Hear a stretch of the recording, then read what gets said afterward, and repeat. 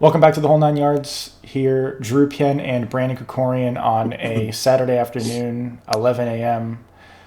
Brandon, how's it going? Good. How about you? Pretty good. Last week of this semester here, so maybe exciting, maybe not, depending on how you look at it. But we technically did not record in the studio this week. If you did notice, if you didn't, then there you go. But there's a couple things that I want to start off the show with. And the first one is something that I was just kind of thinking about, and I heard it on a show as well.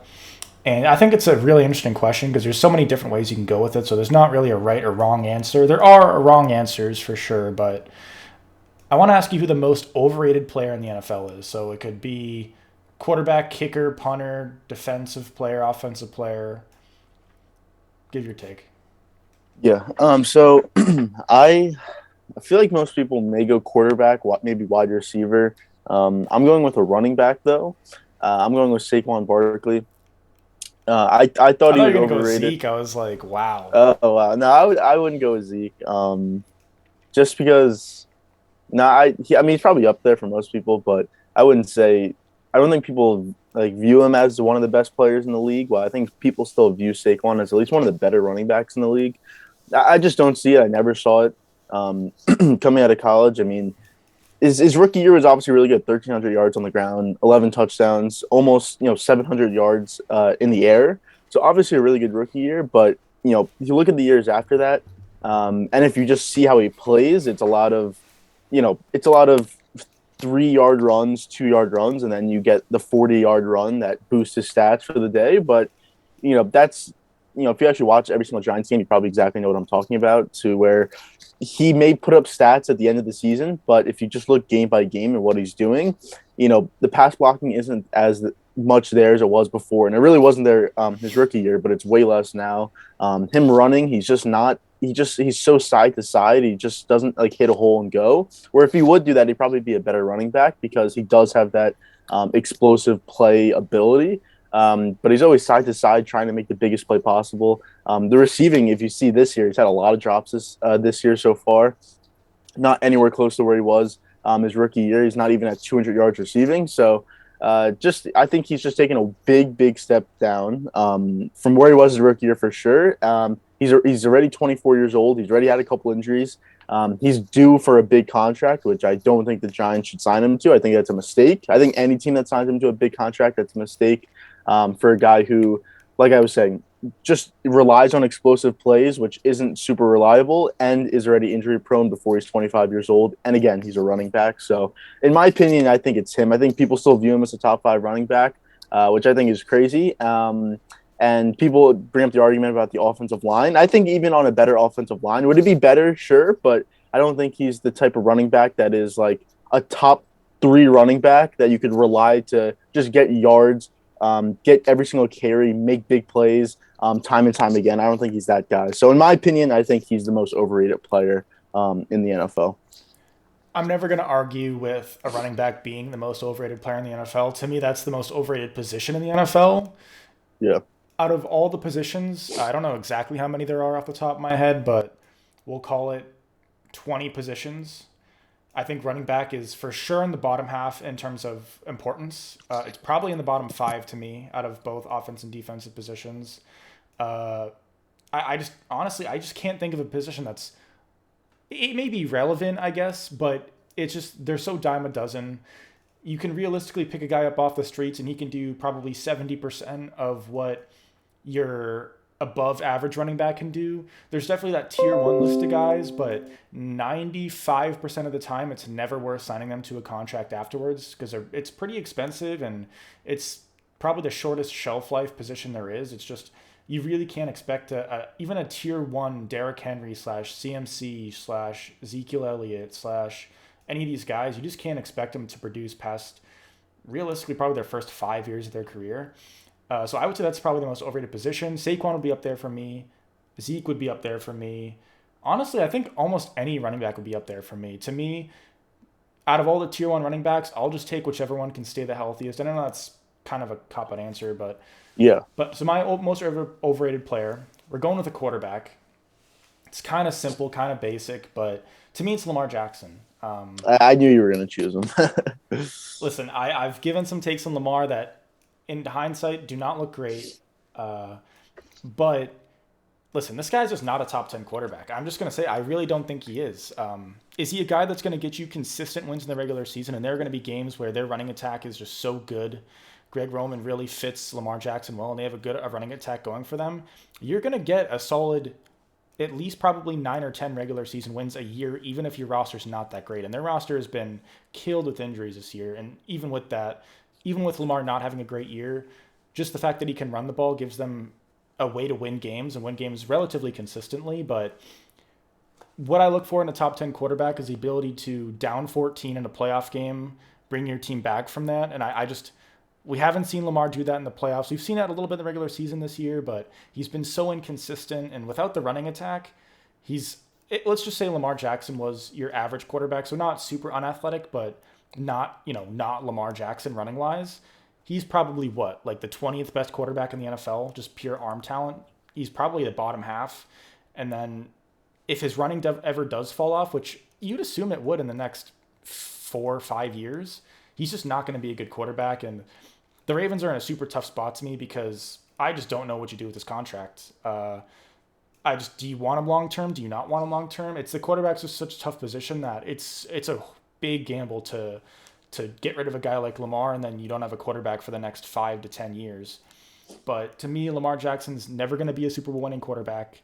For him to be that, he would have to elevate his throwing game to, tier 1 level, which is like, the Josh Allen / Herbert / like unless he gets that type of throwing talent, I just don't think that his play style and building around him like the Ravens have, I just don't think it's capable of winning a Super Bowl. Is it capable of getting to an AFC title game? Yes. Is it capable of getting the 1 seed? Yes. But is it capable of winning a Super Bowl? To me, it will never be. So that's my most overrated player in the NFL. Yeah, and look, like I said, I kind of knew you were going to choose him, or at least he would be up there if you didn't choose him. But I mean, it makes sense. I mean, of course, like if once he loses that running ability, yeah, he's probably a middle of the pack quarterback, maybe even less because the arm's just not there. And maybe it gets there, maybe it doesn't. I don't think it will, but once he gets the big injury, which it's surprisingly he hasn't had an injury yet, which is super surprising, or his legs just give out, or just something happens, whatever it is. Once that happens, yeah, for sure, because then everyone will see that he's not that good of a quarterback because the huge part of his game is just not there anymore. But if you're the Ravens, I mean, I feel like you have to sign him to a contract because he is one of the better quarterbacks in the league, and it's almost like you said, it's almost a guaranteed 9-10 wins every single year as he's your quarterback, and then obviously you can get more depending on your defense and if you're healthy. So I think you have to sign him, and you have to win a Super Bowl within the next 3 to 4 years, because once the running does go away, then you're not a Super Bowl team. But as long as it's still there, you can win one. Do I think they can win one with him as quarterback? Probably not. I just from what I've seen so far, probably not. And again, the throwing this year has gotten worse than it was the last couple of years, so that's not a good sign too. So yeah, I mean, I would agree. I think he was up there for me. I wouldn't have chosen him because I don't view him in that light, but he was for sure up there for me. And again, once the running goes away, then we'll see where he stands among the other quarterbacks. It is kind of a basic answer just because I think there are a lot of people that probably are Lamar haters. So you could argue that he's not the most overrated because there are a lot of haters, but I think that's just what happens when you win an MVP as a quarterback in the NFL. You're going to have a lot of haters, but you also have equally as many supporters. And to me, I thought Lamar Jackson was my most overrated player. Honorable mentions, though, yeah, for me would be Zeke. Defensive side, if I was to give you a defensive most overrated, I got one. Who? Jamal Adams. Adams, listen, but yeah, I think Adams is overrated. But the problem is there's so many people that think he's overrated, and I think he is overrated. I think I'd probably go Trayvon Diggs right now. I mean, I'm not trying to be a Cowboys hater. not saying he's the best corner in the league, 'cause he's not. But you can't say he's overrated when he has 9 picks. He has a lot of passes defended. Now, he gives up a lot of yards. Look, that's what he is. He's not a lockdown corner. I don't think anyone thinks that he is. I wouldn't say he's overrated. Until maybe if it's next year and he's not getting the picks and he's still giving up the yards, then maybe. But it's when you're causing that many turnovers, it's impossible to say you're overrated. Well, that's kind of the limb I'm going out on, is that he's not going to be this guy that just miraculously gets 15 interceptions a year. I just don't think there's ever been a corner that can realistically consistently do that. So what would you say about J.C. Jackson though? I would say he's probably overrated too. I don't think he's overrated nearly as much as Trayvon Diggs, because I think J.C. Jackson's actually a better cornerback. But we've seen that the Patriots were a man defense for a long time. They were zone, then they kind of got like that Aqib Talib, Darrelle Revis stretch with Stephon Gilmore. They switched to man. They're switching back to a lot more zone, and I think that says something about J.C. Jackson, and he's a guy that could be traded in the offseason. I would have J.C. Jackson up there too, but to me, Trayvon Diggs has gotten so much buzz this year that it's like, unless he's somehow accruing all these interceptions across, consistently across his career, he's going to be overrated. And I think you could make the argument he's overrated right now. I would go with J.J. Watt up there. Not right now, but all time, I think he was a little bit overrated. We never really saw him. He was dominant, but we never saw it in any playoff games. I know the Texans aren't the best franchise ever, but there were even games where teams were definitely able to take him out. I think Donald, to me, is a better all-time player than Watt. I think he has a better peak. And I would have Donald 99 times out of 100 to be a better all-time player than Watt. So Watt would be in that conversation too, for me, all-time at least. I mean, I can see what you're saying. Now, the big game aspect, I mean, that it's not all his fault. I mean, they made the playoffs a couple times, but I think they lost in the first round every single time. So, I mean, that's kind of tough. I mean, yeah, should he have dominated those games when you're that type of player? I would say so. But again, I think their quarterbacks whereas Matt Schaub, and when they played the Raiders that one year, they had a third string. I think T.J. Yates was their starting quarterback, I think. So kind of tough to put that on him. Him versus Donald, I think it's tough because Watt was strictly outside while Donald's, strictly inside. I think that's an advantage when you have, the attributes of a JJ Watt, but you play on the inside. I think that helps instead of being on the outside, in my opinion. So I think it's tough to compare. Now, is Watt maybe a little bit overrated? Maybe a little bit.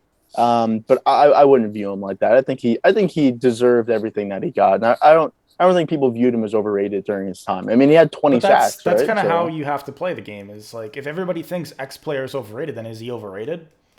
That's kind of how I felt about Russell Westbrook. Because everyone thinks he's overrated now, or thought, or whatever.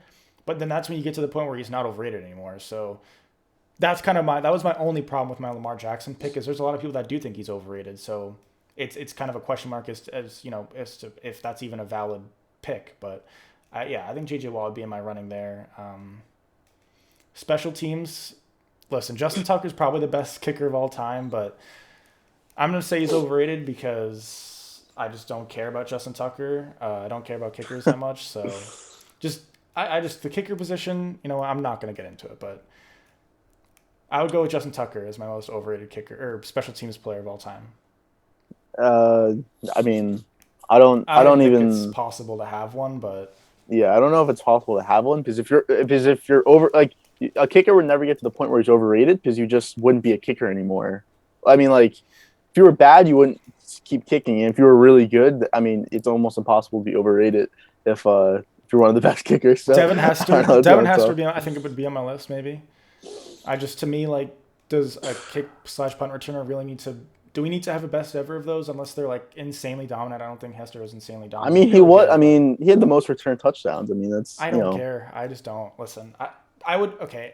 Well, I don't know. I mean, coming from a team that really never gets return touchdowns. I mean, we got one this year, but I think that was the first in like a couple years.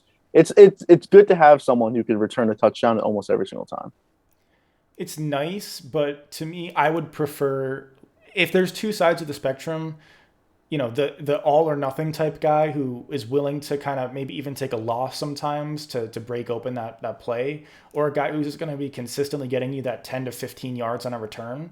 I'll take the on average type guy over the boom or bust type guy as a returner. That's just me. Specifically speaking as a punt returner, as a kick returner, kick returners or whatever at this point. I mean, kick returns for touchdowns are typically just set up by poor special teams play by the kicking team, in my opinion.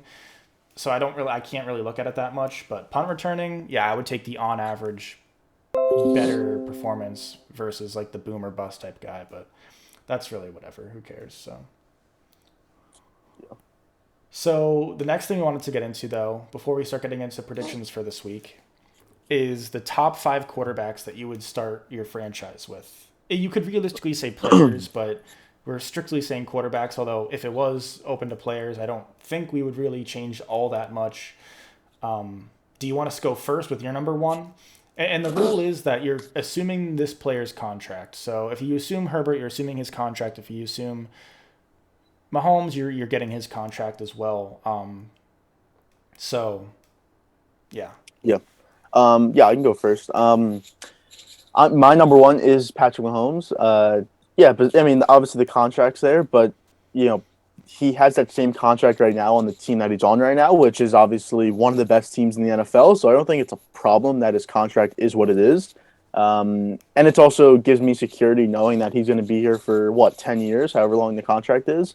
So he's 26 right now, or 25, 26, whatever he exactly is.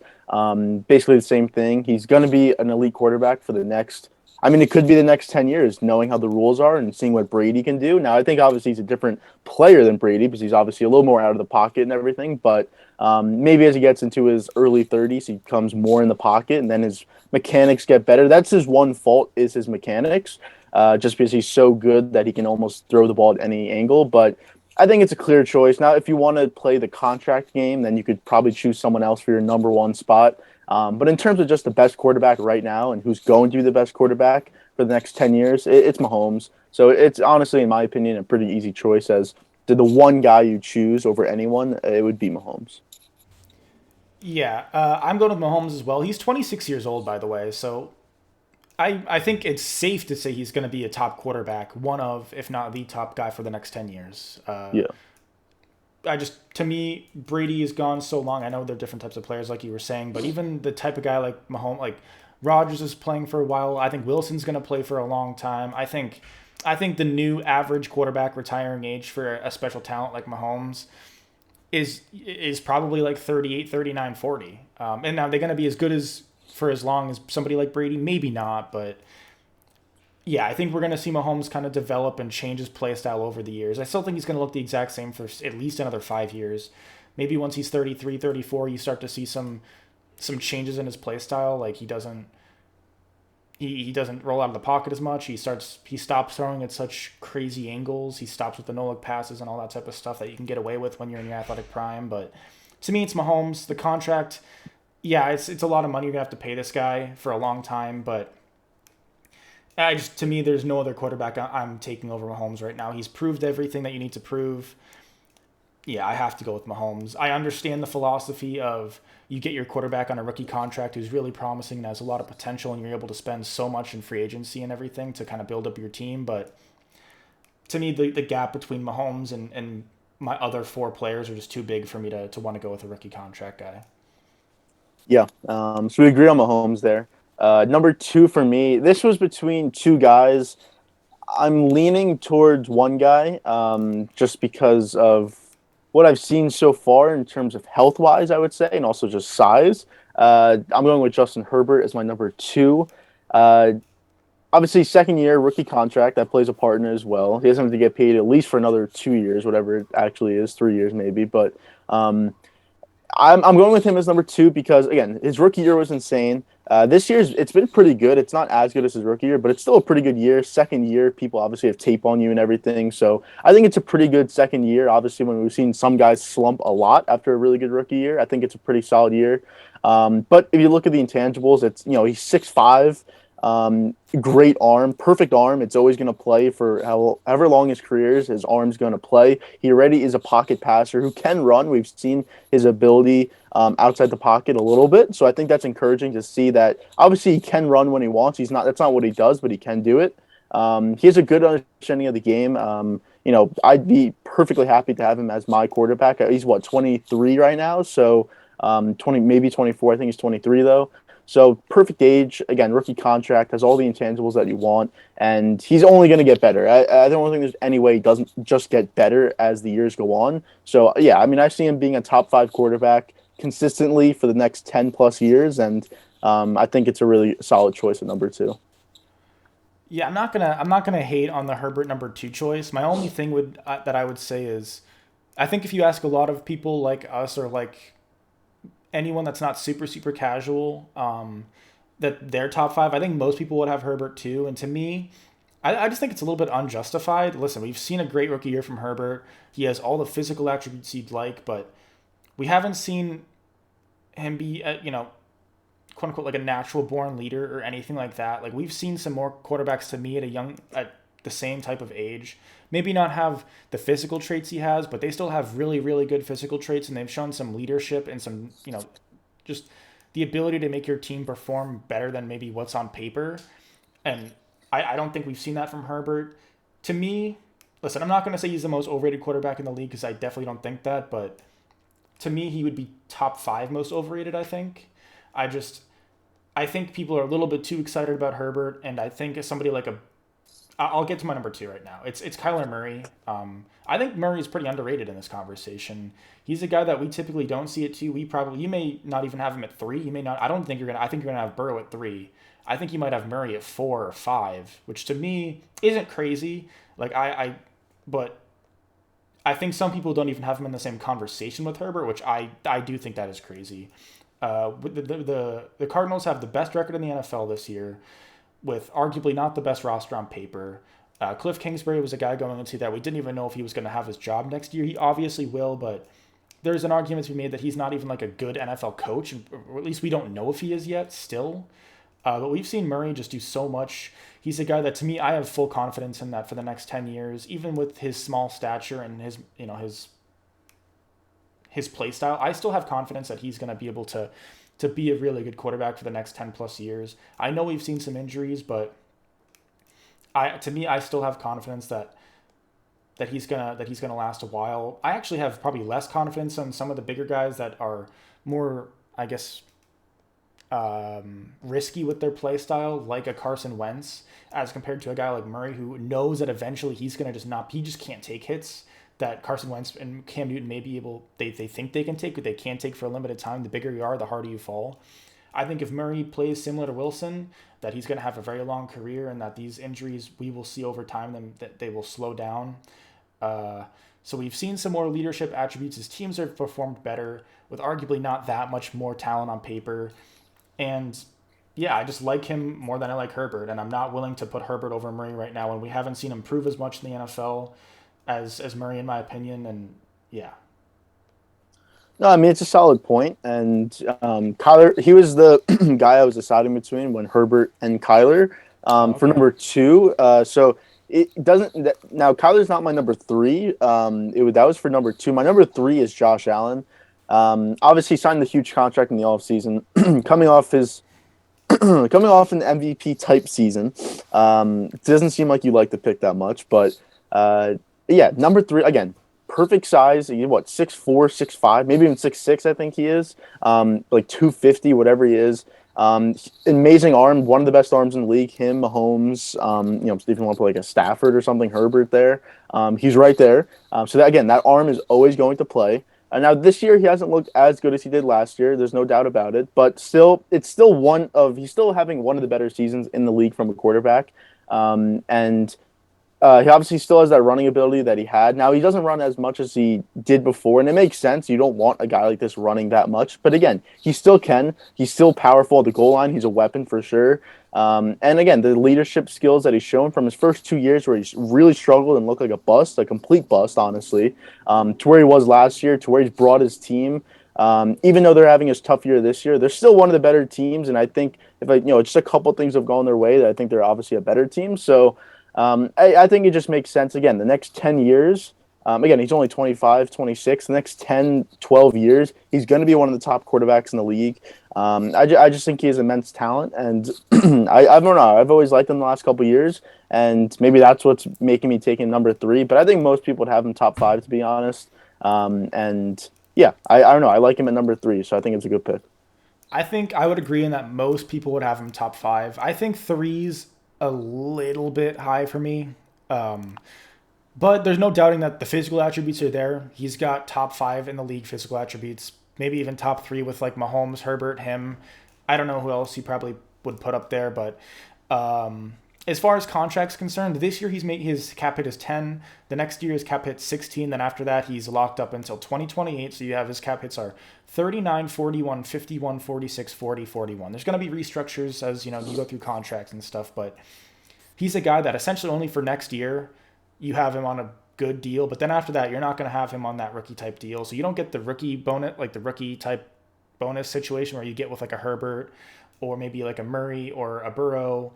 And to me, I just think he makes too many mistakes and he has just too many just dumb plays. The physical attributes are there, but I couldn't. I'm just gonna say, well, he's not in my top five, which I think is a little bit out of the ordinary. I think most people would have him in their top five, but he's not in my top five. I think he's a little bit overrated. While all the physical attributes are there, and he's for sure to me a top 10 quarterback for sure. He's in that situation where like, do I trust Allen? Like the only the one seed gets the bye. So assuming they don't get the one seed, which they could in a year, but assuming they don't, he has to win the wild card divisional conference championship and Super Bowl and pretty much have a clean 4-game stretch. We've only seen him have a clean, I guess it's only his 4th year, but we really haven't seen him have too many 4-game clean stretches without some dumb plays. We see him make a lot of clumsy plays where he just doesn't really know what he's doing, and I'm not sure at this point it's something you can teach out of him. I just think it's something that he's going to have, which is just kind of that's just gunslinger mentality, and sometimes he'll kind of just freak out and not know what to do, and he'll make a dumb play here and there. He's in my top 10 for sure. He's probably in my top 6 or 7, but yeah, I didn't have him in my top 5. My 3 is Burrow. And it's a questionable pick, I think, to some. I think most people would have Allen above Burrow. Burrow's injury history, maybe it's a concern, maybe it's not. He's had an ACL, but I have trust that Burrow's going to be a healthy quarterback throughout his year. You get the rookie contract advantage with Burrow, which I think is a bonus. And I think we've seen leadership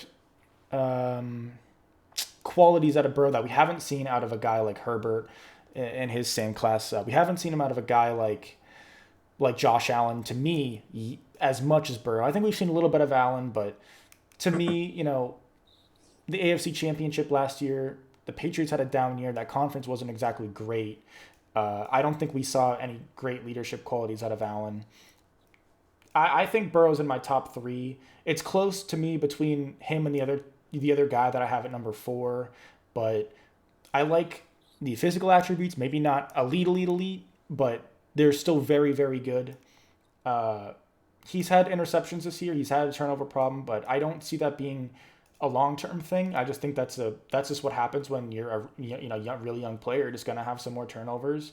But I see that getting worked out of him. And I could honestly see Burrow being the quarterback that gets Cincinnati out of its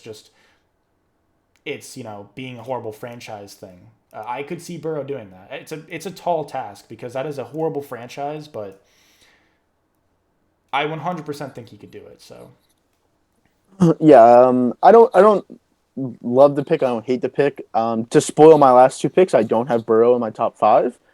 He was definitely close. We talked about this a couple weeks ago, Burrow versus Herbert, and you said they were close. They must not be as close as you would have thought then. No, they're close. He's right outside my top 5. I think there's just a couple other guys I'd rather have right now. Again, that may change in a year or two. And Burrow, if he can prove to stay healthy, if he can prove to lead this team, like you were saying, the team that's always been, even in their good years, you always think them to choke or just to still be a bad franchise. If he could lead them out of that and really continue to put up double-digit plus wins every single season and be a power, then yeah, I think I could change it. I don't think there's anything wrong with changing it. But right now, I probably have him at 6 or 7, just not in the top 5 right now. Which I don't think is bad. Again, it's only his 2nd year, and he didn't even really play last year. So it's basically almost like his rookie year still. So, but I would say that if Herbert and Burrow are close, to have Herbert at 2 and Burrow at 6 or 7, that's a big gap. That's a pretty big gap. Well, I think if you look at the names between, I don't think it's that much of a gap. Is the names that I will name, I think those guys you would say are better right now and most likely will be better, at least at the same level in the next 10 years. I don't think it's that crazy. I just like Herbert more than Burrow. So maybe putting him at 2 is a little bit. And I will say my pick at number 5 most likely would have been my pick at number 2. I just couldn't really do it right now. I'll get to him when I get to him. Trevor Lawrence. No one like that. I think Herbert would have definitely dropped a little bit if I could have put that guy at number two. So it probably would have been closer, but Is it gonna be a college um, guy?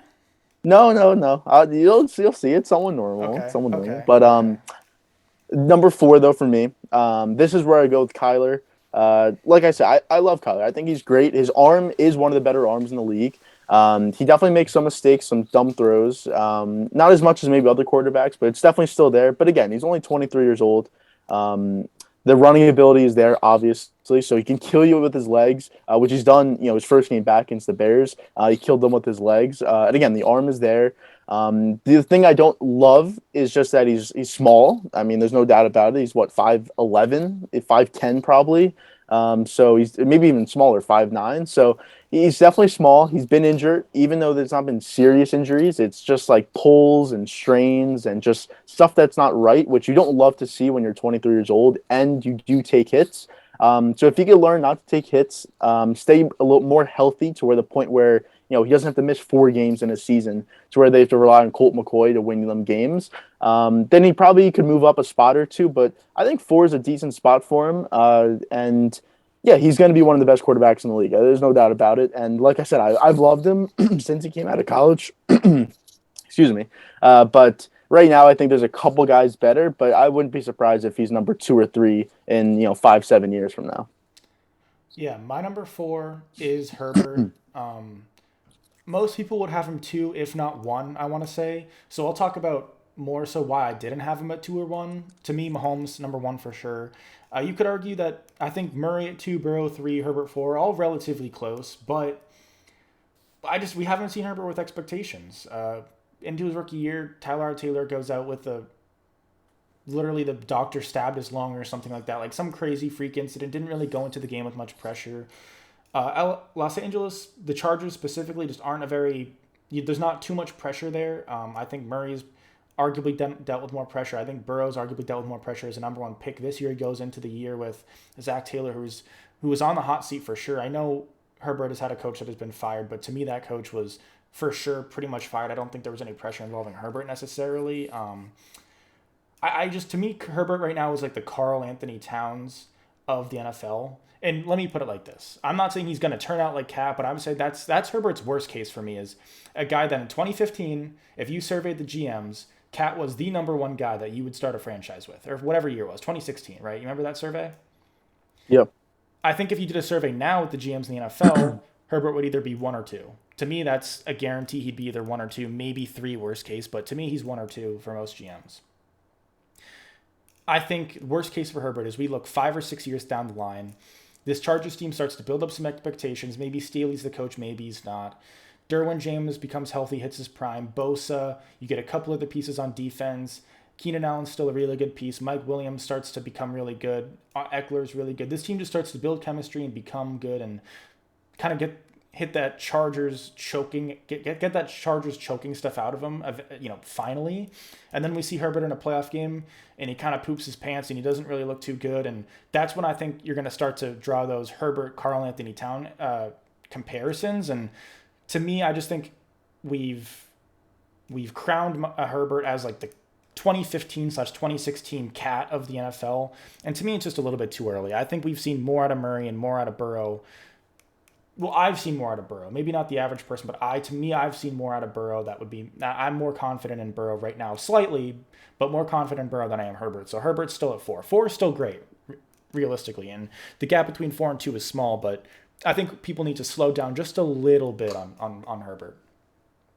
I mean, I think four is a fine spot. I think I think you're taking a little bit more of an aggressive route in towards of Herbert not being the guy everyone thinks he is, which I don't think is a problem. You can obviously have that opinion, but I think Herbert is there. I think if you want to say he almost has like that cat path, I would say yeah. If anything, worst scenario, but I think he's better than that. I think if anything, it's this team that would let him down. Which again, it's the friend. You have to overcome the franchise, which obviously makes sense, but you know I mean, he's playing at a franchise where every single home game is a road game. So, I mean, basically 17 games a season, he's playing on the road. So, I think it's just a really tough situation for him, but I think he's good enough to overcome that. And again, we'll see. We'll see. He's in a tough division. Obviously, when you're in a division with Mahomes, it's going to be tough because for the next 10 years, you're going to be going against the Chiefs every single year. So we'll have to see what happens. But look, 4 is fine. It's really no difference between 4 and 2.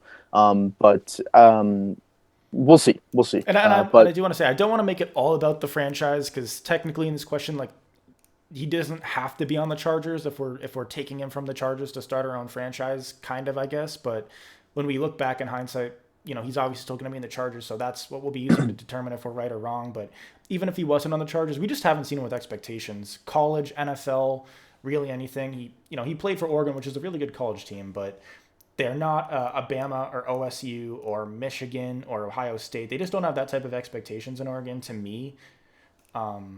And in Los Angeles, we definitely have not seen those expectations. I want to see Herbert with expectations. I really do. Yeah, we might see that next year. Who knows? We But might even see it this year. If they make the playoffs, we're going yeah, to see it this maybe. year, I think. Well, yeah. I mean, Maybe he's playing with house money a little bit, but yeah. I we'll would see say it next year this for year. sure. Yeah, I would say this year's more house money, just because they're going to be a wild card, and whoever they face. I mean, unless they face Tennessee or something, then they probably have a chance. But yeah, I think the other teams they probably I mean, lose. But they should have a chance against any team other than the Chiefs.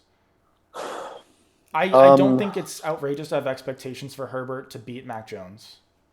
Listen, I know it's I a don't, tough but I don't, spot, but but I don't think it'd be him versus Mac Jones. It'd be can their run defense hold against the Patriots offense, and can Belichick out scheme Herbert and Staley, which I think would be yes on both fronts. So I think that Herbert would have to have an insane performance, and the defense would have to step up for them to win that game, in my opinion. listen, if he's going to be in that same conversation with starting a franchise with Mahomes, which to a lot of people he is in that conversation, or if not above, I know both of us were not really, but there are a lot of people that would rather have Herbert because of the rookie contract and because he's close enough to Herbert or to Mahomes. Mahomes should have beat the Patriots in his second year of his career, But essentially his rookie year.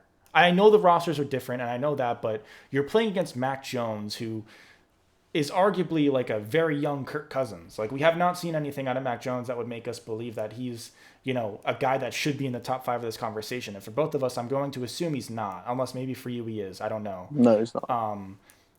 I don't think that's an outrageous expectation if they were to get the Patriots in the first round. I don't.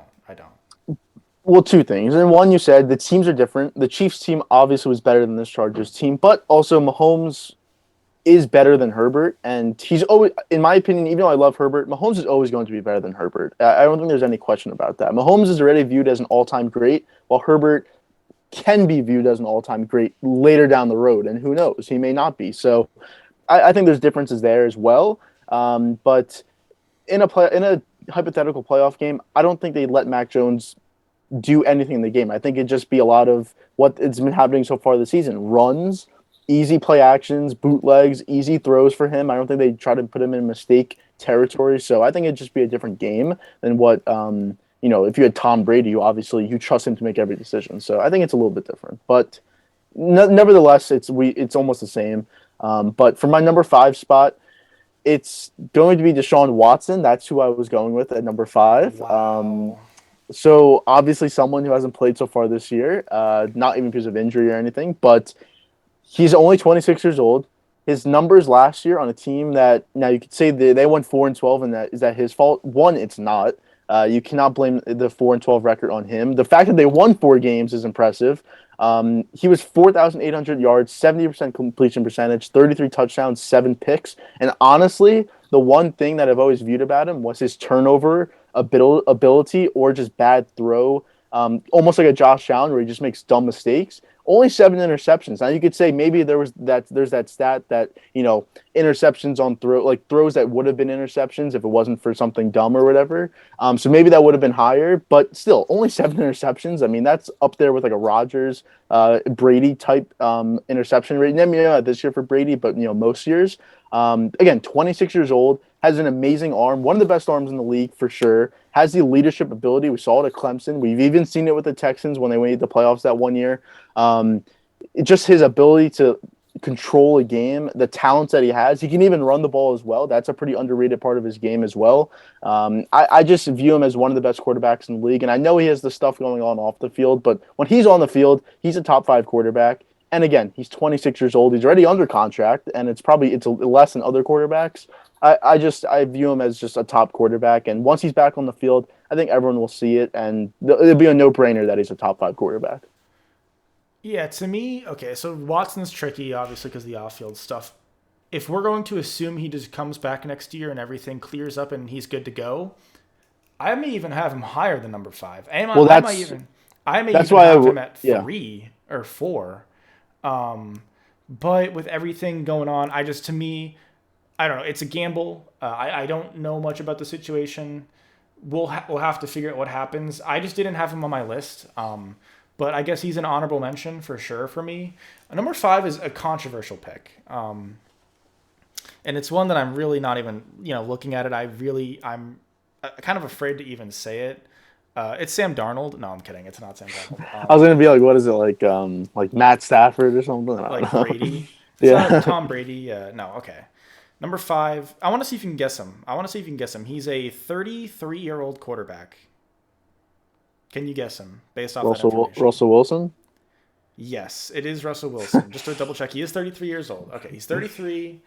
He's going to be a free agent next, or is he a free agent next year? I It's don't know if not he's a this free year, agent, so but I can look it um, up. I'd have to check on that. But he's not a guy that benefits from the rookie contract. So when you're taking him, you're going to be paying him pretty much top dollar, unless he decides to take a pay cut, which probably won't happen. But he's the guy that you're going to be paying, a lot of money. But this is to me where you look at like the quarterbacks that we've seen that have gotten old. They play well into their 30s. And I know Russell Wilson's a mobile quarterback, but he's a guy that's pretty much evaded injuries his whole career. This finger injury is kind of the first big injury we've seen out of Wilson, and it's to me it's definitely a fluke injury and really has nothing to do with his play style or him personally. It's just a lucky, I think, more so than like a legitimate concern. Now with age, injuries are going to become a concern, but I have confidence he's going to stay healthy, and I know his athleticism is going to dip, but I think he has the arm talent to play well into his 30s. I think he has. I don't think his athleticism. I don't think he depends on it as much as maybe even a Murray or even definitely a Lamar, a Cam Newton, a guy like that. I think even losing some athleticism, if he's only 60 or 70% of the athlete that he is now, 6 years down the line, I still think he's going to be a really, really good quarterback. And we've seen him win a Super Bowl, and I think he has the potential. Let's say he leaves Seattle this year. I think he can completely change a franchise. If he goes to the Giants and the Giants put anything around him, to me, they're competitors to win the NFC East. They're competitors to win any game in the playoffs. Even if he comes back to Seattle, even if as long as this roster doesn't get hit with injuries, and if they're a competent roster, whether it's Pete Carroll or not, if they're a competent team, they're a team that's a threat to win the NFC West. They're a threat to win any playoff game. They're a threat to win the Super Bowl to me. I have Russell Wilson as my 5th quarterback. The age, he's old, right? He's 7 years older than Mahomes. He just turned 33, to be fair. He's only been 33 for like 12 days, but he just turned 33, so he's about 6 to 7 years older than Mahomes. He's for sure probably 10 years older than Herbert, but he's a proven commodity. He's not as uncertain as a guy like Burrow or as a guy like Herbert. I think Murray's proven, but even he's definitely not as unproven as a guy like Murray still. It's a questionable pick because he is 33, but I'm getting, to me, I think an underrated quarterback. I think he's one of the more underrated quarterbacks. To me, he's for sure in that top tier. He's still in my tier 1 elite quarterbacks. I think to most people that would probably be Mahomes, Brady, Rodgers. I have Wilson in that tier. Even with the injuries, I still have him in that tier. Wilson's my number 5. Honorable mentions. A Trevor Lawrence was an honorable mention for me. Josh Allen's an honorable mention. I would have those two guys as honorable mentions, but I'd rather have Russell Wilson right now than both of those. Trevor Lawrence, to me, was the guy that I was thinking about putting here at 5. I know Lawrence hasn't looked amazing, but I think he's in probably the most or second most or third most dysfunctional franchise right now. We don't know if Meyer's the answer. So if you want to tell me you have a different guy instead of Wilson, I'm not going to argue it, but to me, I would like it to be Lawrence. So if you want to put it like a two-way tie between those guys, or I would have Wilson slightly ahead of Lawrence right now. But yeah, to me, it's Wilson at 5. Yeah, I mean, I wouldn't put him there, but and like you said, he's 33 years old. He's not a free agent until 2024 when he's going to be 36.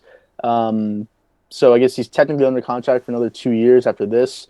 But I don't know. I wouldn't put him there. But again, if he's 4 years younger or whatever, then yeah, he probably even at 29, 28, he'd still yeah. I think he'd be there. 4 or 5. But um, yeah, I mean, I don't think it's a crazy call though, because again, he still is one of the best quarterbacks in the league, and he probably still will be the next couple of years. But I just think I think the point we're at right now in the NFL is that I don't know if there's ever been this amount of young quarterbacks that are this good this early. Like maybe there was another time that I just can't think of or whatever, but like just look at all the young quarterbacks who are like 26 years or younger, and you could make an easy top 10 out of that, and you really wouldn't be that far off like a normal top 10 with just guys who are like 26 or 27 years and younger. It's really not that far off. Obviously, like a Brady, Rogers, Wilson would be there, but other than that, it's basically guys who are 26 and younger. So I think it's just a crazy point in the league that we're at right now, where every single young quarterback seems to be on his way to be a top 10 quarterback in the league all time. Did you ever consider Dak Prescott for this? No, I think he'd be there, 7, 8, 9, somewhere around there. He's For 28 sure. years old, so Yeah, he's 28. No, and again, he's only had the one injury ever, in the ankles. So, no, I think he's up there. But talent wise, I know he's not a top. Like I know he's not talented as the guys I said. But he's right there. I think he's a solid 7 or 8 choice. I think he really. But I think any franchise would love to start their franchise with Dak as their quarterback. I think you're guaranteed to be a playoff team, and you have a good shot at the Super Bowl almost every single year. yeah, I would agree. He'd be one of my honorable mentions too. Trevor Lawrence, Deshawn Watson, I didn't necessarily say, but if he's in the conversation for sure, he's top five for sure for me. If he's able to get out of this, if he's not, obviously he's not in my top five. If I take the gamble, he's an honorable mention to me. He's in that kind of 6 to 9 range. So yeah, I'd go Lawrence honorable mention, Watson honorable mention, Allen kind of an honorable mention. Although I think he's probably overrated, but yeah, Yeah. So those are our top 5 quarterbacks. But I guess do you want to get into the game predictions now? yeah, yeah. All right. Do you want to start or me start? I can start. I haven't even seen your predictions yet. So okay, so I want. Do we have any of the same games this week? I think we have two games, 3 games, 3 games. 3 games of this. Wow. Same. Why is this? Oh my God, this note sheet is like starting to. Okay. We have Uh, one that's the same, and 2 that are different. so same game, different team. You mean? Yeah, 3 Okay. same games, but only one of those games we have the same teams. Okay. Yeah, that same game. Okay, I'll start and I'll pick the one that we picked the same. It's Falcons at Panthers. I'm taking the Panthers as 2.5 point underdogs on the road. Um, Taking the Panthers or the sorry, Falcons? the Falcons. Sorry, I'm Yeah, we taking the gotta Falcons. I've gotta written get down the these clear Falcons. I meant to now. say the Falcons are 2.5 point underdogs on the road. I don't think this team's an awful team. I think they're a very inconsistent team. Obviously, no Ridley still, which is a big hit, but Cordero Patterson has been the X factor of this team. He's really been their best offensive piece pretty much the whole year. Um, a surprise, shock out of nowhere. I don't think anybody would have ever predicted, even diehard Falcons fans, that Cordero Patterson would be, your best player 14 weeks through the year. But surprisingly, he pretty much is. I think they're a more consistent team than the Panthers from what we've seen. The Panthers started at 3-0. They are since 2-7. No McCaffrey. They've had no consistent quarterback play. In fact, all of their quarterback play, other than the first 3 games of the year, has pretty much been atrocious. The Falcons have a better quarterback. They probably have a better offense right now because of the injury to CMC. And defensively, I don't love either of these teams defensively. Maybe the Panthers have a better defense, but they're such an inconsistent team. And the Falcons, with no expectations at all right now, they need to win this game to stay alive as well. But for no, they have no real expectations. This is not a primetime game or anything. The 1 o'clock. I'm going to take the Falcons to win, and I'll take them to win by a field goal, by at least a field goal, which means I'm taking them to get an upset. I'm taking them to win outright. So Yeah, I mean, I think they're just going to win this game. Again, I have the Falcons also. I think they're just going to win this game. Plus 2.5. I know the Panthers are home, but they have no C-Mac. I think that obviously plays a big part because he is, their best offensive weapon. We saw the Panthers last play against the Dolphins where they got completely blown out. Now they've had a bye, but they also fired Joe Brady, their offensive coordinator, which I think was a mistake. I don't think the offense is. What was that? They fired him like they did not fire him when you would expect that they would have fired him. It took them a few days to fire him. They It took them essentially till fired him midway Sunday. through their bye. Yeah, it took them till Sunday, which is obviously a week, from when their bye happened. So weird timing. Again, there were some rumors that he could have been talking to college teams, but that's still not a reason to fire him. So I don't know, but I don't think that helps them though. I think it probably hurts them. Oh, for Cam sure. Newton is still your quarterback who still can't throw the ball against one of the worst pass defenses. So I don't think that's a good recipe for the Panthers. And yeah, I think the Falcons.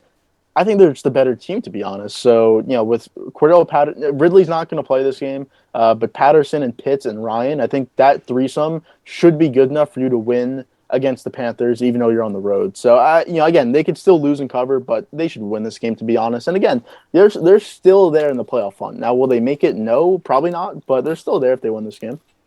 Yeah, they're for sure still there. Yeah. But yeah, so again, we both have Falcons there. That Oh seemed like a yeah, I pretty guess. that Okay. Yeah. that seemed like a pretty easy choice when looking Yeah. at the games, to be honest. Okay, I'll get into my second game. My one worry about my picks is I might have gotten a little bit too cute with my picks. We'll see. I guess we'll find out on Sunday. But my second game, this is one I'm kind of nervous about, but I'm gonna go with it. It's Cowboys at Washington. Washington are 4.5 point underdogs at home, so a touchdown underdog and a neutral field, which to me is a little bit. Pollard is questionable to play. I'm assuming he's going to play, but even if he does play, I just have questions about this Cowboys run game across the board. Zeke to me just looks bad. Um, I think you could very much argue that Pollard looks like the better running back right now. Now, yeah, I think that you can just very much. I can think you can argue that. I have questions about the run game going forward, and if they can't get their run game going, listen, I think this pass game can produce by itself. But if you game plan to run to set up the pass and your run game doesn't work, then I think this game could get ugly. And I think Washington is on a hot streak, and I think they're on a roll, and I think they can win this game. And I'll take the 4.5 points. It's a very interesting game for both teams because if the Cowboys lose this game, they're only one game ahead of Washington, and they have to play them again. And Washington will have the momentum going into that game. Heineke's a question mark, like always. He's a guy that if he gives the Cowboys the ball more than one time, then the Cowboys will win this game, and I will be wrong. So I need a clean game from Heineke, but I don't think the Cowboys' run game is going to look good. And if you're not game planning to just throw the ball the whole game, which I don't think you are as the Cowboys, then I'm not sure if the Cowboys' passing game is going to get into all that much of rhythm if you were planning to have the run game to help set up some easy plays. The Cowboys' receiving core should be healthy, right? I believe it should be healthy. But yeah, I'm gonna take Washington to win this game outright. Now I still get the 4.5 points, so they can lose and cover easily still. But I'm gonna take the Washington football team to pull off an upset at home, and I think it makes this division interesting. Yeah, I mean, I didn't pick this game, but if I did, I'd go Cowboys. Get Gregory back, get Gallimore back. Obviously, got Lawrence back. Everyone's healthy now. Pollard and Zeke are questionable. They're both going to play. That's not. They're both fully expected to play, so that shouldn't be a problem. But yeah, I didn't want to touch it because I don't want to. I don't think I'm going to touch a Cowboys game the rest of the year because I don't want to have to deal with it. So. But I would have taken them if I did choose the game. But my next game, second game, Giants at Chargers, -9.5 for the Chargers. I think this is such an easy line. Maybe it's too easy, but the Giants don't have Daniel Jones playing. They don't even have Mike Lennon playing. They have Jake Fromm playing, obviously from Georgia, but he's been a practice squad guy. There is ever since he got drafted, whenever that was, like 2 years ago, 3 years ago. So I mean, this should just be an easy win. I don't see how the Chargers don't blow them out. They're at home too. Even though the Giants will travel, and like I was saying, Herbert plays road games. Do you really want to see the Giants play this game if you're a Giants fan living in like the LA area? I don't know, but this should just be an easy win. You should beat this team by at least 14 points. They could barely, score when they have Daniel Jones. They couldn't even score with Mike Lennon. So with Jake Fromm, I expect them to score less than 10 points. And I expect the Chargers to put up at least 30. So I think this should be an easy win. I don't think it's for sure that Mike Lennon's not playing. I think he's still questionable. Maybe. Last thing I saw was that he wasn't playing, but I'm pretty sure there's at least a chance he's going to play. Now, it's not a 100% chance when I was looking at it recently. I believe he's still questionable, and we'll see what happens. I mean, But even still, I'm totally okay with no, I know you are. But to me, this was a game I was actually looking at taking the Giants.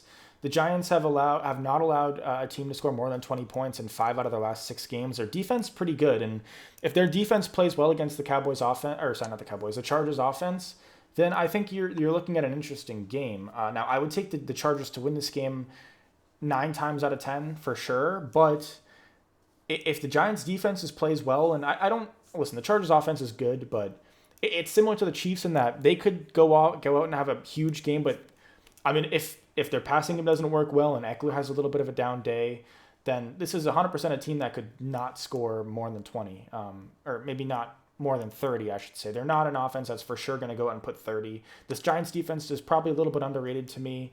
Uh, it would help if Glennon plays if Fromm plays, and I think it's not great for the Giants. But if I were to take this game, I would actually take the Giants. well, I did look it up. Glennon, they said should play. So again, it doesn't change my opinion on it, but I don't know. Yeah, I don't think you could take Giants. And again, their defense, I guess, has been better, but they also played the Dolphins, and the Eagles with the hurt Jalen Hurts.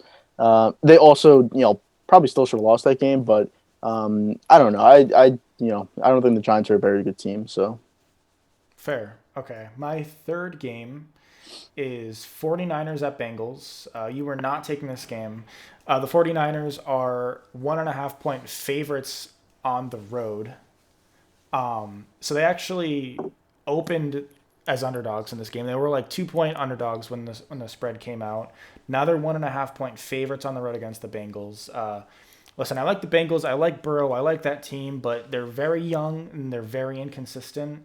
And even though the San Fran's coming off a loss, they've been a hot team other than last week's loss. I expect Kittle to have another big game. I expect Garoppolo to look good. I expect the running game to look good. I expect the defense to look good. And overall, I think the 49ers are just a better team than the Bengals.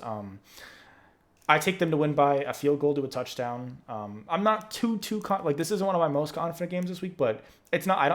I'm so confident in it. I still like the 49ers. I think they're a better team than the Bengals. I think they're still a more consistent team, at least as of recent, than the Bengals. It wouldn't surprise me if the Bengals literally lost this game by 15, and it would surprise me a lot if the 49ers laid an egg and the Bengals just killed them by like 15 or more. So I'm going to take the 49ers to win. I think Shanahan's a better coach. I think Garoppolo and Burrow right now are maybe Burrow's better, but it's a little bit of a wash. Burrow's more mistake prone for sure. And I think the 49ers roster is more consistent and probably better on paper. So give me the Niners to win that game by at least a field goal. yeah, so that's a game I didn't touch, but this next one is a game that we both touched. It's Bills at Bucks. The line is plus 3.5 or minus 3.5. Tampa. I'm going plus 3.5 though for Buffalo. Now, I didn't really want to touch this game, to be honest. I just didn't love another game out there. I think this week's definitely a tough week when looking at the games. So I'm not too confident in my picks, but Buffalo needs this one. If they have any shot at the division, you have to win this game. Obviously, you play the Patriots in 2 weeks. You play the Panthers from after this week. So if you could win this Bucks game, which would be a huge win, then you play the Panthers. That should be a win. And then you play the Patriots. So you have a little bit more momentum. You're 9-5 going into that game. You still have a shot at the division at that point. Obviously, you need that win, but you got to win this game if you have any shot. And even just playoff seeding, to be honest. If you lose this game, you're 7-6. You're in a tough spot right there for playoff seeding. So I think it's a big game for them. And again, they could still lose, and I could still win on this game. But I do feel like they're going to win this game. They have to win it, in my opinion. So even though the Bucks have been playing really good lately, obviously with a huge win over the Colts 2 weeks ago, the Bills, in my opinion, just need this game. And they also go from Buffalo to now playing in Tampa. So it's a whole different game than what we saw last week where they can throw the ball normally. The running game, we'll see if it's there or not. But, I know the passing game is going to be, like it should be, which is, one of the top 5 offenses. So I just think Buffalo should win this game. So, yeah, +3 Buffalo, but I think they win outright. Yeah, I'm going with Tampa in this game. Listen, I agree 100% on the desperate thing. I think the Bills are desperate for this game. This is something that's interesting. What would you say was the Bills' biggest downfall the last 20 years, other than this year and last year, or really other than last year. Their biggest downfall. Yeah, like their biggest roadblock, biggest downfall, biggest problem. Well, I mean, they lost four straight Super Bowls, so I guess I'd say they couldn't win the 20 big game. years. Plus 20 Oh, years. last 20 years. Okay, so from I'll 2000. just say it. I'll just say it because it's not necessarily that obvious, but it's Brady and Belichick. That Okay, was their okay. biggest problem the past 20 years. And last year, people thought, this is the beginning of the Bills' reign of the AFC East. The Patriots look like they can't do anything. Belichick might have, his times, he may be past the times of the NFL. He may be just too old now. Like kind of what happened on Tom Coughlin, but that's clearly not the case. And you just lose to the Patriots. Now you go play the Buccaneers, and you got to play the Patriots again in 2 weeks. So you thought you were done with Brady and Belichick, but this second year, this was supposed to be a little bit of your coming out party. Your reign of the AFC East continues, and what do you know? Brady and Belichick are back to spoil it again. I thought that was kind of funny, but I'm going with the Bucs to win this game. I think they've been playing like the better team. I think the Bills are probably a little bit overrated, and losing Tre'Davious White, I think, is a huge loss. Their defense is still good for sure, and I think they can get after the quarterback, and they have the solid front seven, unless you're playing in the type of weather we saw last week. In a typical game, I think they have a solid front seven, but losing Tre'Davious White, I mean, I think it's going to be tough to stop Tom Brady. And Tom Brady, we know, has typically had success against the Bills. It's obviously not the same as it was before, with the Bills being a pretty bad team and him having Belichick and stuff. But he still has a really good team this year, obviously. I expect the Bucs to win this game by a touchdown. I think it's a close game. I think Allen throws a pick late, and the Bucs are able to run the ball and kneel it out, and they win by a touchdown. So, which, by the way, that is a huge loss for the Bills. So you talked about it, but if they lose this game and then they lose against the Patriots, they're probably 8-7, assuming they beat the Panthers, right? They'll have them. Yeah. They'll be 8-7, which means to have a good shot at the playoffs, they'll probably have to win out. I don't know who their last two games are of the season, but I mean, if you go 9-8, like that's not like you're relying on other teams to wet the bed there to get in the playoffs. At 10-7, you probably have a good chance, but at 9-8, like that's rough. Like you kind of have to win this game for the division, and it's not a must win for the playoffs, but like you don't want to lose this game. You really don't. And I'm picking the Bucs to win. So Yeah, their last two games are Falcons and Jets at home, so that should be two wins right there. So your but last five, that's gonna be a Falcons team that's motivated. If they're still in the playoff race, which they could be easily, that's not an easy game. no, but Buffalo January 2nd, I think could be. We have to see what the conditions are. Atlanta Yeah, dome you're right. team, Matt Ryan, obviously a huge dome guy, so we have to see. But out of your last five games, you should have at least three wins in Panthers, Falcons, Jets, and you just got to win the Bucks or the Patriots game. So we'll see what happens. But Wait, so if they win those three, but lose those two, what would they be? 10-7. 7-7. Okay. Yeah, I mean they're probably gonna make the playoffs, right? But there's a Yeah. chance they don't. I mean, at 10-7, you could still miss it at 10-7. We don't know yet, so Yeah, we don't know yet exactly. Again, right now, just quickly, it's them 7-5 in the 7 seed, Cincinnati 7-5 in the 6 seed, LA 7-5 in the 5 seed. So, and then Indy's also there at 7-6, Raiders 6-6. So it's not even close to being over. So yeah, they at least have to win those three games. But for this next game, I have it at 12.5. You have it at 11.5. So which one do you want it? I was gonna say I'll do this. I'll suggest this. You tell me if you want to do this or not. I will give you the 12.5 because that favors you, right? Because you're taking Chicago. That favors Okay. you for it to be 12.5. I will get rid of the Bears Packers game and I will take Giants plus 9.5 instead. Okay, do you want to do that, or do you want to just do it at plus 12, and we keep both games? Or do I'm you? fine to take Giants. I mean, I kind of want Okay, it now that's because fine. All right, so we'll cross you off for Bears Packers, and you take Giants plus nine and and a a half. half. Okay, that sounds fun. And I'll take Bears plus 12.5. All right, so that's Yep. set. So I get Bears plus 12.5. That's perfect. So I didn't love the games this week, but Fields is back starting. Dalton did not look good the last 2 weeks. Definitely. Even though they won against the Lions, he didn't look bad, but he didn't look great. And then obviously last week it was just a wash. But do I think they're going to win this game? No, I think they're going to lose by double digits, but I think they're going to at least cover 12 and a half. I think Fields can maybe do something. I think running the ball is going to be important. Now, him and Montgomery, they have a pretty good rushing attack with those guys. Obviously, Fields can run the ball with his legs, and Montgomery's been pretty good so far this year. So I think they have to rely on the run, pass in certain situations. Now, this relies a lot on Nagy, which doesn't put a lot of confidence in this pick, but I think if they could really work the running game, and that can work early in the game, I think they have a good shot at least keeping up with the Packers. Now, well, I think they'll put up 30 plus points. No, but as long as they could put up, 17, 20, 23 points, I think they could really stay in this game and at least cover the 12 and a half. So I do think the Packers will probably put up 30 plus. But I think the biggest key in this game is the running attack, and as long as that works early in the game, then I think they have a shot. Yeah, I mean, I was going to take Green Bay until we just did our thing, so I'm taking the New York Giants now as 9.5 point underdogs, but now I'm kind of regretting it a little bit, but whatever. Anyways, the reason I took Green Bay was because obviously last meetup, Rogers did the I own you thing in the end zone. I wasn't a big fan of it. You were a fan of it. So agree to disagree on that. But, I mean, are you going to tell me that coming off that, which I think everybody remembers, people that are watching that game, especially at Lambeau, are going to be remembering that. Are you really going to tell me that Chicago's going to come in here and play a competitive game? Because I don't think they're going to. I think Green Bay's going to put it on them. I think they're going to win by a lot. So yeah, I am kind of disappointed I'm not taking that game anymore, but I'll take New York Giants. I'll take the New York Giants. I like their chances. So yeah, I would have taken Green Bay, but I'm not. So Yeah, am I sounds like disappointed? sounds like you want A to go little bit of back a couple regret, minutes. but Yeah, it I sounds like think you want I think to. taking the Giants are more exciting. I think it's more exciting. So All right. I mean, it's still a head-to-head matchup that we would have had no matter what. But yeah, for my last 100%. game, it's Monday Night Football, so obviously you have to wait till then. But Rams at Cardinals. The line is minus 2.5 Arizona. I'm going with LA though.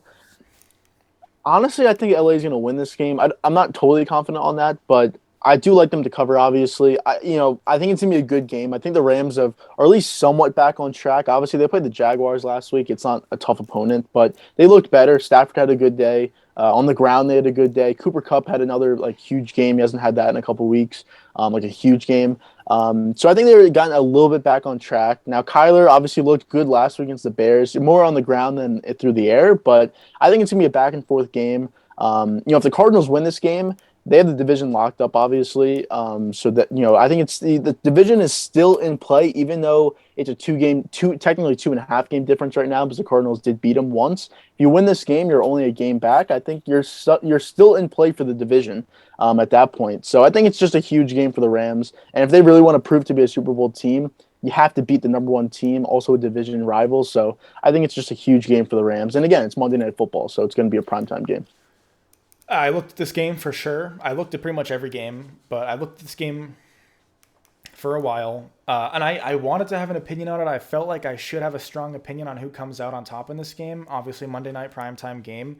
I just couldn't find myself having a huge opinion on it. Like, the Rams have been pretty inconsistent, and the Cardinals, while they've been really consistent, I'm almost expecting them to kind of have a couple letdown games as we get they're not a super dominant one seed. Right now they're the one seed. I don't view them as that team to beat necessarily in the NFC. They're among that group, but they're not the team to beat.